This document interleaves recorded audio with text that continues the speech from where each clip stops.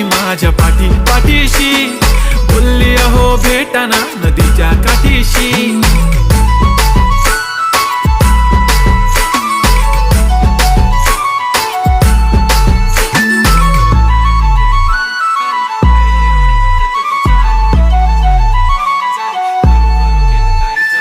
तुमच्या समोर आले की काही सुचत नाही वाय वाय. धडक धडक धडकन जोरात धडके वाय वाय. तुम्हीच माझे आहो होणार का हो.